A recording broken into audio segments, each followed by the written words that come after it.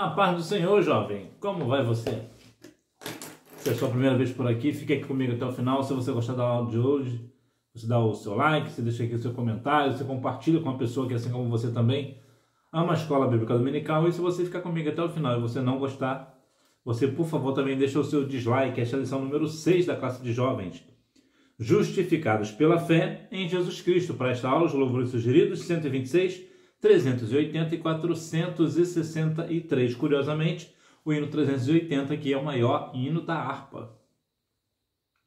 Texto principal. Porque nele se descobre a justiça de Deus de fé em fé, como está escrito, mas o justo viverá da fé. Aos Romanos capítulo 1, versículo 17. Eu te darei aqui algumas referências bíblicas, também te darei a resposta da hora da revisão. Resumo da lição. Abraão foi tornado justo por crer no que Deus falou e não por seguir um conjunto de ritos, ou seja, de rituais. Importante destacar que Abraão, o pai na fé, ele se tornou justo não porque ele fez várias coisas, por várias obras que ele mesmo fez. Ele foi justificado porque ele creu na promessa, ele creu em Deus. E aqui é que está a chave do negócio. Nós devemos crer no Senhor. O nome Abraão significa pai de uma multidão. O nome Abrão, que era o nome anterior de Abraão, significa pai elevado, exaltado, alto. Objetivos da aula de hoje: apresentar os questionamentos de Paulo junto aos Gálatas, refletir a respeito da vida do crente Abraão, apresentar a fé como fonte de vida. Introdução. A fé estava sendo substituída pelo esforço humano, e isso é um retrocesso da bênção para uma maldição. É uma advertência para que o que começamos certo não termine errado, por nossa responsabilidade. A fé estava sendo substituída pelo esforço humano. Não é diferente hoje. Muitas pessoas se esforçam em fazer muitas obras crendo que assim será salvo, o que é um ledo engano. Observe também que aqui é um ponto muito interessante, jovem, para você observar na sua vida. Cuidado que muitas vezes você pode estar começando certo e pode terminar errado. Saul, por exemplo, ele começou certo trilhando os caminhos do Senhor. Foi o primeiro rei de Israel, escolhido por Deus. Sim, Saul foi escolhido por Deus, embora o povo primeiro pediu, inclusive Saul significa pedido, o nome significa pedido, mas Deus aceitou o pedido do rei, porque o pedido do rei, assim, Deus consentiu, querendo dizer. Então Saul começou bem o reinado, mas perdeu a sua salvação. Por quê? Porque ele começou de um jeito certo, e no meio do caminho ele se perdeu, principalmente pela questão de Davi, que ele invejava muito a vida de Davi. Então ele acabou se perdendo nos seus princípios e valores e acabou por sua responsabilidade, por culpa sua, não foi culpa de outrem, não foi culpa de Davi, foi culpa de Saul. Então Saul se perdeu no meio do caminho e acabou perdendo a sua salvação. Então, jovem, é importante que você cuide dessa parte sua. Quando você começa bem algo, continue firme para que você também termine aquilo corretamente, de uma forma correta. Quando uma pessoa segue na sua vida cristã e se perde, a tendência é ele permanecer perdido. É difícil de retornar para a casa do Pai, desviar dos caminhos do Senhor. Então, cuidado, isso também em todas as esferas da vida, até mesmo na escola. De repente você até começou bem a faculdade, mas já está perdendo aí o fio da meada, e já está se indo para o outro lado. Então, cuidado com que você começou bem, não terminar mal por culpa sua. O questionamento de Paulo: fascínio para a desobediência. Paulo faz uma pergunta aos crentes da Galácia, e o pensamento dele vale para os nossos dias. O que pode ser tão atraente para a nossa espiritualidade que tem a capacidade de nos afastar do verdadeiro evangelho? A fascinação provinha da possibilidade de seguir a lei dos judeus. Isso era a questão do povo da Galácia. Essa pergunta ela é muito pertinente, é uma pergunta muito séria. O que de fato, o que pode ser tão atraente para a nossa espiritualidade que tem a capacidade de nos afastar do Evangelho? Algo está trazendo tanta fascinação para nós que nós estamos nos afastando do Evangelho. Isso significa que aquilo que eu estou fascinado está mais importante do que o Evangelho para mim. Se outra coisa consegue me fascinar muito mais do que o Evangelho, significa que o Evangelho para mim já estou colocando de lado. Eu estou colocando outra coisa na frente do Evangelho. Outra coisa na frente do Senhor. Ou uma outra pessoa, né, na frente do Senhor. Algo ou alguém na frente do Senhor. Por quê? Porque eu estou fascinado por aquilo. Eu estou encantado, eu estou deslumbrado por aquilo. E não é difícil o jovem se deslumbrar hoje. Com tantas questões, tantas situações, tantas coisas boas que o mundo oferece, aparentemente, né, aos nossos olhos, muitas coisas boas. Então, muitas vezes, o jovem acaba se perdendo, acaba se fascinando, se deslumbrando por situações que é muito atraente aos olhos e às vezes até mesmo ao coração. E até mesmo aos desejos da carne. No entanto, qual é o fascínio que o jovem está tendo hoje que está se afastando do Evangelho? Portanto, a pergunta ela é muito séria e nós devemos pensar muito sobre este negócio para que nós não venhamos ser fascinados, né? Nos deslumbrarmos com coisas que não sejam da parte do Evangelho. Começando certo e terminando errado, Paulo pergunta, tendo começado pelo Espírito, acabeis agora pela carne? Quantas pessoas hoje, você deve conhecer algumas pessoas que começaram uma carreira cristã maravilhosa, no Espírito, se consagrando, buscando ao Senhor, nas orações, jejum, buscava o Senhor, tinha uma vida completamente voltada para a obra missionária, para a obra da casa do Senhor. No entanto, agora está se seguindo pela carne, pelas concupiscências da vida, pelos desejos carnais, por questões, até mesmo por questão financeira, por exemplo, que não deixa de ser também uma obra humana, se deslumbrar pelo dinheiro fácil, né? Hoje tem tantos meios de ganhar dinheiro fácil, ilícito, é verdade, mas é fácil. Então, muitas vezes as pessoas estão se perdendo, né? Principalmente jovem. Jovem é um alvo muito forte, né? O jovem, de modo geral, é o grupo mais atacado da igreja. Não é nem tanto o ministério, é o jovem. O jovem, o ataque que o adversário dá aos jovens é muito forte. Por quê? Porque o jovem tem muito para oferecer, o jovem tem a vida inteira pela frente, vai viver muito, então se o adversário conseguir trazer ele para ele, o que acontecerá? Essa pessoa vai servir ao adversário durante toda a sua vida. Então o adversário ele tem muita sede nos jovens, e muitas coisas, né, oferece muitas coisas. Então é importante, jovem, que você começou algo no Espírito, você continue no Espírito. Continue no Espírito até o Senhor Jesus voltar. Então, não basta somente nós começarmos a nossa carreira muito bem. Importante é também terminá-la bem. Quantas pessoas hoje não estão vivendo como Saul, né? Começou muito bem durante anos e agora no final da vida está se perdendo. Depois de 40 anos está se perdendo. Jovens, senhores, né, hoje com seus 40, 50 anos, que começou tão bem na sua juventude na casa do Senhor, pregando, ministrando a palavra, indo até para outros estados e até mesmo até para outros países, mas que hoje estão vivendo as obras da carne, porque se perdeu no caminho, começou no Espírito, mas se deixou ser levado pela carne, pelos desejos carnais. Então é importante que nós venhamos ter muita coerência nesse sentido, né? Por que uma pessoa vai viver uma vida inteira no Evangelho, lá pelas tantas vai se perder? Por que já que viveu a vida inteira no Evangelho, por que se desviar logo agora que está mais próximo do fim? Por que logo agora? Na verdade, nós nunca deveríamos nos desviar, né? Eu já falei aqui, já fiquei afastado tem alguns anos, né, da presença. Para que se desviar? E olha, eu vou falar uma coisa para você. O tempo que eu fiquei desviado da casa do Senhor, a vida não foi boa, não. Muitas coisas eu padeci e Deus teve misericórdia da minha pessoa, porque se não fosse as misericórdias do Senhor, certamente eu não estaria aqui. Então, muitas vezes nós começamos muito bem a obra, mas terminamos mal. Então, Cuide-se para que você continue no Espírito e não ceda às tentações da carne. Eu sei que são muito fortes, mas você é uma pessoa forte, né? Como diz 1 João 2,14, a palavra de Deus está em vós e já venceste o maligno.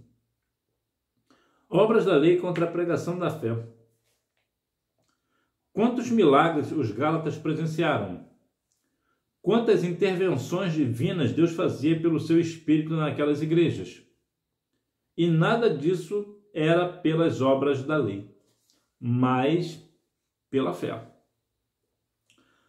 Independente do milagre que você vê, os milagres que você presenciou, as intervenções divinas a seu respeito e tantas outras coisas, o mover de Deus dentro da igreja, a manifestação da glória do Senhor dentro da igreja, as profecias que o Senhor nos dá, tudo isso é pela fé. A nossa salvação, ela é pela fé. Tudo que nós vivenciamos no Espírito é pela fé. A lei não tem nenhuma jurisdição sobre nós. Nós estamos debaixo da graça do Senhor. E nós devemos nos valer desta graça e não ficar fazendo graça para a gente não perder a graça, né? Então, que nós venhamos verdadeiramente observar que a lei, na verdade, as obras da lei contra a pregação da fé, né? As pessoas hoje estão pregando tanto sobre as obras da lei, sobre as questões da lei, mas nós devemos vivenciar a fé no Senhor. Para quê? Porque pela fé nós vivenciamos milagres, curas divinas, nós vivenciamos as profecias, a manifestação do Senhor no nosso meio, nós vivemos o Evangelho pleno. Então nós devemos continuar na fé no Senhor. O crente Abraão creu em Deus. A palavra de Deus destaca que Abraão foi chamado por Deus para deixar a sua terra e os seus parentes para herdar uma terra que ele nem mesmo sabia onde era.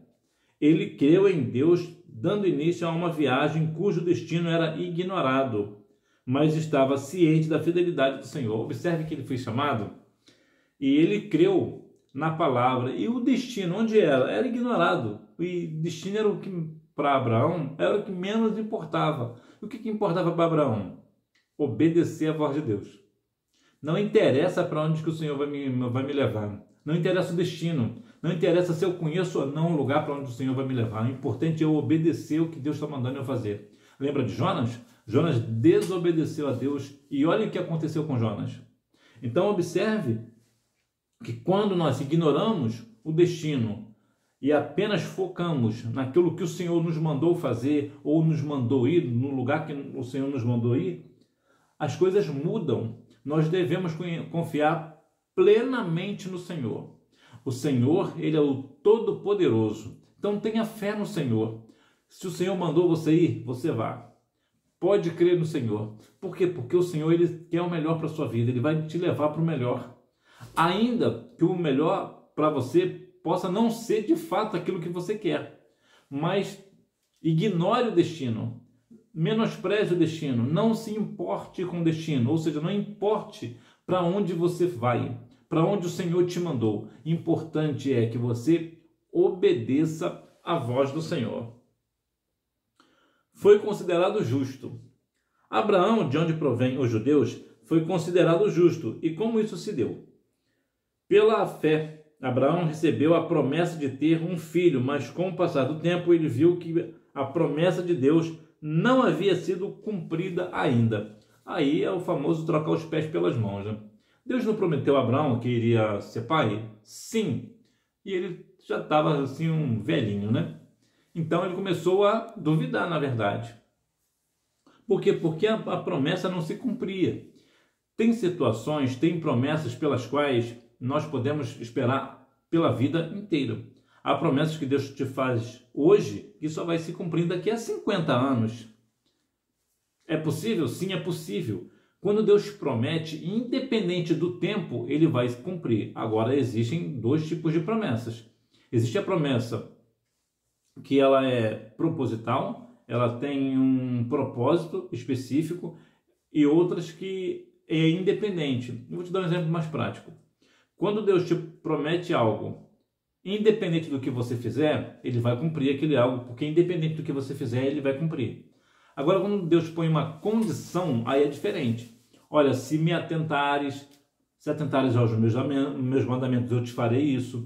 Se você fizer aquilo, eu te prometo que eu vou fazer aquilo. Então, há esse tipo de promessa. A promessa condicional e a promessa incondicional. Então, é isso que você precisa ter cuidado. Qual promessa que Deus te fez? A promessa que Deus te fez de te fazer uma pessoa conhecida, por exemplo, foi condicionada ou foi incondicional? Ou seja, o Senhor disse para você, ó, vou te fazer você conhecido na nação, mas você terá que fazer isso ou fazer aquilo. Você terá que ir para tal lugar ou deixar a sua parentela. Então Deus está fazendo o quê? Está dando uma condição. Eu só vou cumprir se você cumprir essa condição que eu estou te dando. Isso é uma promessa condicional. Quando é uma promessa incondicional, é independente do que acontecer com você, Deus vai cumprir. Deus não te colocou condição, Ele apenas disse, eu vou fazer e ponto. Então, nós devemos fazer o quê? Considerar a promessa do Senhor. Agora eu quero te chamar a atenção muito para uma questão que fala que Abraão, de onde provém os judeus. Muitas pessoas dizem que Abraão foi o primeiro judeu. É verdade que a palavra judeu apareceu primeiro a Abraão lá em Gênesis capítulo 14, versículo 13. Ele aparece lá como sendo hebreu. No entanto, Abraão não foi o primeiro hebreu. Não. Quem foi? Foi um homem chamado Éber. Está lá no livro de Gênesis, no capítulo 10, versículo 25. Então, hebreus são pessoas descendentes de Éber. No caso, Abraão é um descendente de Éber, por isso ele era chamado hebreu. Portanto, Abraão não foi o primeiro hebreu, como muitas pessoas dizem, né? O primeiro hebreu, de fato, foi Éber.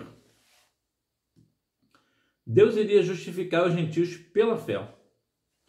Na misericórdia não é mérito de quem erra, mas sim mérito de quem exerce a misericórdia. Na graça recebemos o que não merecemos, e na misericórdia não recebemos o que merecemos. A justificação dos gentios não viria pelas obras, e sim pela fé. Portanto, a misericórdia não é mérito de quem erra, mas sim mérito de quem exerce. Em outras palavras, o mérito é de Deus. Por quê? Porque é Deus quem tem misericórdia.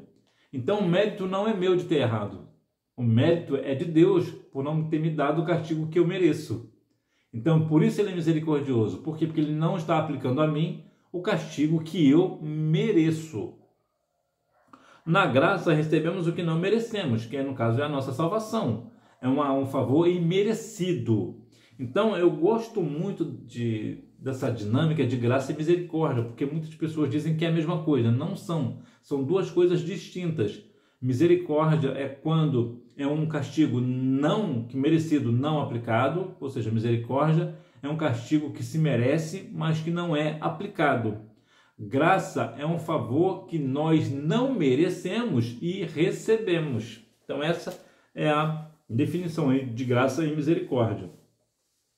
Então Deus iria justificar os gentios pelo quê? Pela fé.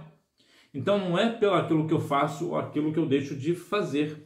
Eu não mereço tal graça, eu não mereço a misericórdia. É o Senhor, por sua infinita misericórdia, graça, bondade e amor que é misericordioso para comigo e também me dá a graça de ser uma pessoa salva.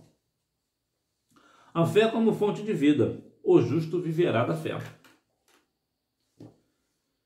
Essa expressão é oriunda do profeta Abacuque. Ele profetizou ao povo de Judá em meio a uma grande corrupção moral e espiritual e sob a sombra dos ataques dos babilônicos.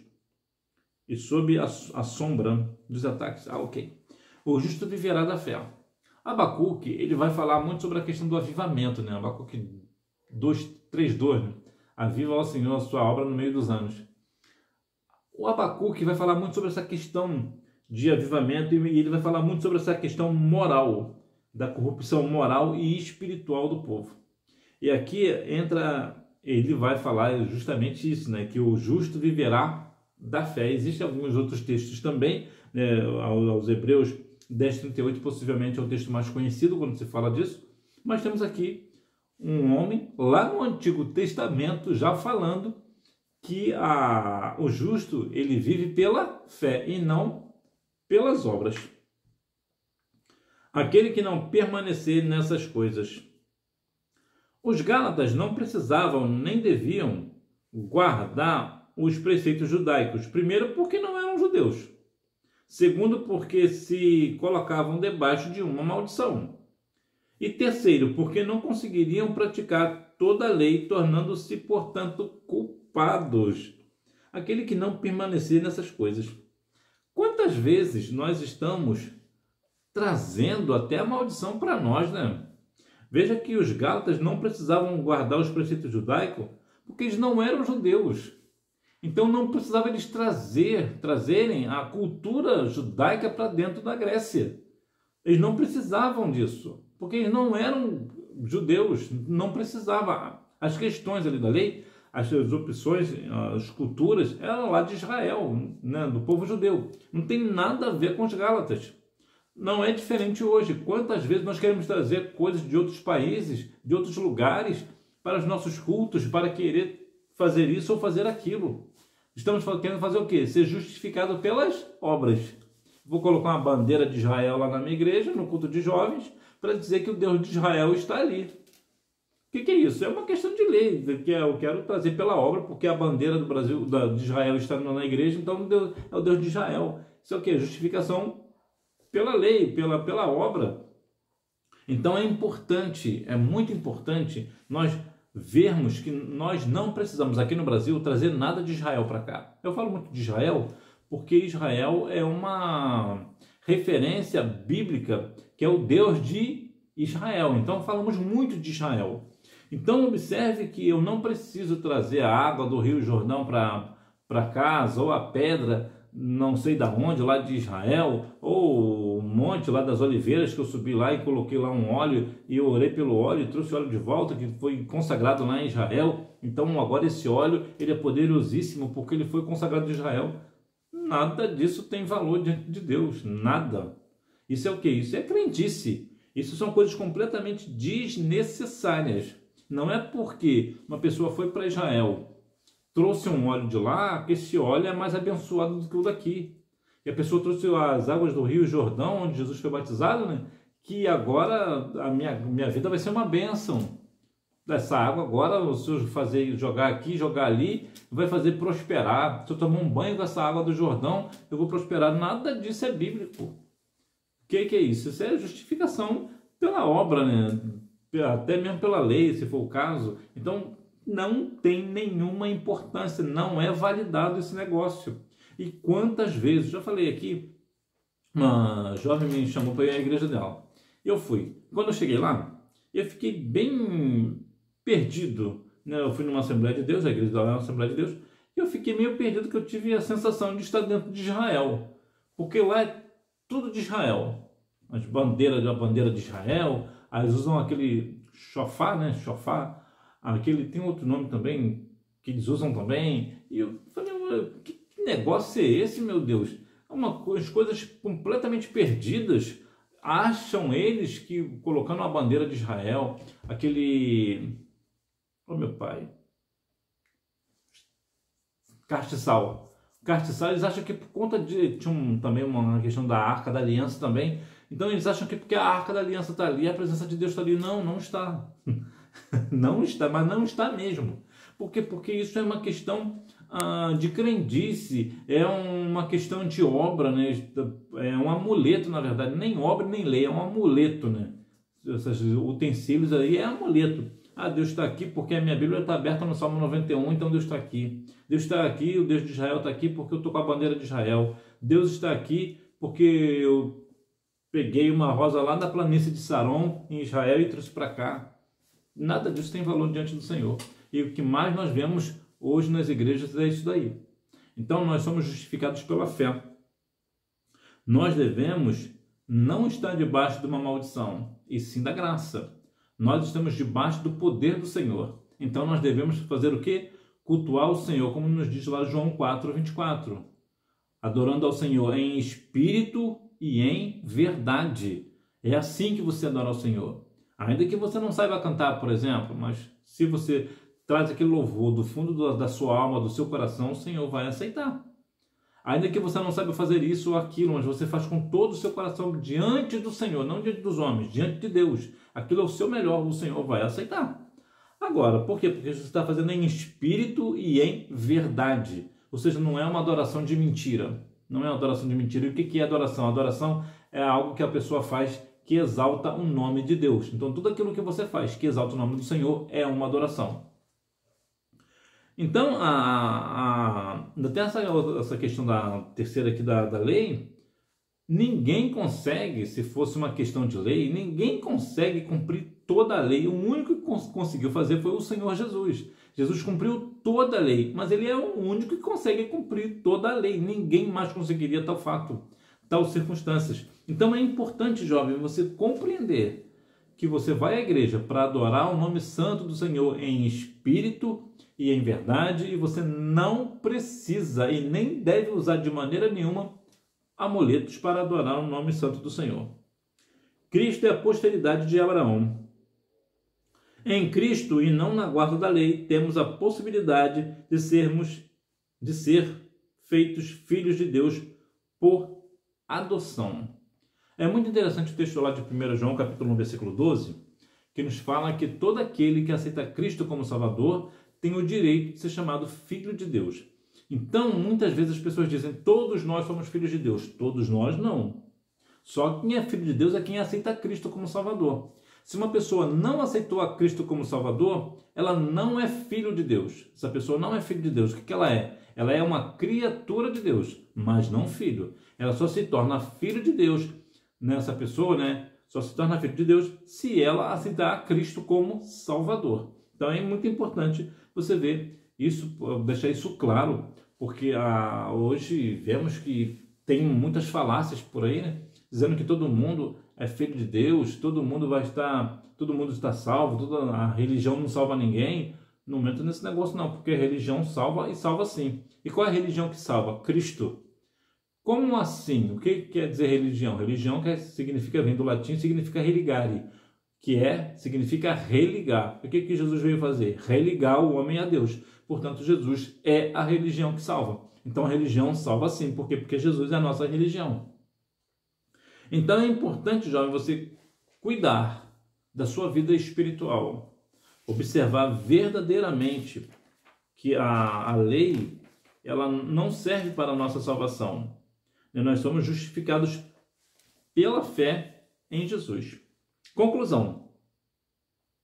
Todos podemos ser tentados a acrescentar alguma coisa ao Evangelho de Jesus. Podemos não fazer isso na doutrina, mas fazê-lo na nossa prática de vida, criando crendice e hábitos que vão contra a palavra de Deus. Todos nós podemos, de fato, sermos tentados a acrescentar algo a mais ao Evangelho. Nós podemos ser tentados, mas nós não devemos fazer. Ainda que nós não venhamos fazer na doutrina, mas nós podemos fazê-lo na prática da nossa vida. Ou seja, eu não levo isso à igreja, mas eu faço isso em casa. Como isso é possível? Então, não. Ou nós somos do Senhor, ou nós não somos. Não existem dois senhores. Porque se nós servimos a dois senhores, nós vamos entristecer um e entristecer o outro. E Deus não divide a sua glória com ninguém. Então, se alguém pensa que está agradando, como diz o povo aí, a Deus e ao diabo, está agradando ao diabo, porque Deus não dá a sua glória a ninguém. Ou nós somos do Senhor, ou nós não somos. Não existe meio termo. Não existe um ponto de equilíbrio nesse negócio. Ou é um extremo, ou é o outro. Então, muitas vezes, nós podemos até nos sentir tentados. Talvez não vou fazer isso na igreja, mas vou fazer isso na minha casa que ninguém está vendo. Está errado também. Quem está fazendo em casa, sabendo que é algo que está agregando ao Evangelho, está agregando, o que eu quero dizer é o seguinte, é colocando algo a mais ao Evangelho que não é a justificação pela fé, está pecando. Nós precisamos somente e unicamente do sacrifício de Jesus na cruz do Calvário. Uma vez que Jesus morreu por nós, nós não precisamos fazer absolutamente nada, porque a nossa obra não é suficiente para salvar. E se falando de questão de lei, nenhum de nós conseguiríamos cumprir toda a lei, mesmo se fosse o caso de ser salvo pela lei. Porque quando eu transgrido uma lei, eu estou transgredindo toda a lei. E quem é que consegue ficar sem transgredir a lei? Nós pecamos todos os dias. Apesar de nós sermos lavados e remidos no sangue do Cordeiro, nós somos pecadores. Arrependidos, mas pecadores. Nós lutamos contra nós mesmos. Para quê? Para nós vivermos uma vida de santidade ao Senhor. Mas muitas vezes nós olhamos para outros caminhos. E se nós agregarmos isso ou aquilo na casa do Senhor? E se eu fizer isso e aquilo para o Evangelho? E começamos a colocar situações pelas quais a Bíblia não nos dá respaldo. A Bíblia não nos orienta. E quantas vezes os jovens estão se perdendo dentro da casa de Deus porque estão querendo trazer coisas lá do mundo para dentro da casa de Deus. Aí muitas pessoas vão dizer, mas isso dá certo. Isso pode até dar certo, mas não é certo, porque nem tudo que dá certo é certo. Então, se o Senhor não é o primogênito, não é o principal da nossa adoração, então ele não aceitará a nossa adoração. A nossa adoração precisa ser em espírito e em verdade, somente para a honra e glória do nome do Senhor. Nós devemos somente ao Senhor adoração e não a outrem. Hora da revisão. Número 1. Paulo se dirige aos crentes na introdução da carta como irmãos, Gálatas 1:1. Mas aqui ele fala de um jeito menos amistoso, chamando-os de insensatos Gálatas, Gálatas capítulo 3, versículo 1. Número 2. A palavra fascinação significa forte atração por algo ou por alguém. Número 3. A palavra representado é prografo, pintado. Era como se a pregação de Paulo fosse uma obra de arte, uma pintura, apresentando o Cristo como crucificado, e eles haviam enxergado dessa mesma forma. Número 4. Abraão, de onde provém os judeus, foi considerado justo e isso se deu pela fé. Eu vou lembrar mais uma vez que Abraão não foi o primeiro judeu. O primeiro hebreu, melhor dizendo, o primeiro hebreu de fato foi Éber. Número 5. Paulo menciona que Deus havia previsto que a fé seria um instrumento para que os pecadores, judeus ou gentios, fossem declarados justos diante de Deus. Deus escolhe a fé e não as obras para justificar uma pessoa. E eu vou lembrar que nós não somos justificados nem pela lei nem pelas obras, mas uma pessoa salva pratica boas obras e segue a lei não para ser salvo, mas por ser salvo. Que Deus em Cristo continue abençoando a sua vida. Se você gostou da aula de hoje, você deixa o seu like, deixa o seu comentário, compartilhe esse vídeo com alguma pessoa que, assim como você, ama a Escola Bíblica Dominical. E se você não gostou, deixe o seu dislike também. Se você é a primeira vez por aqui também, se inscreva aqui no canal para que toda vez que eu lançar uma aula nova, você ser notificado. Que Deus em Cristo continue abençoando a sua vida. Tenha uma boa aula. Tchau, fica na paz.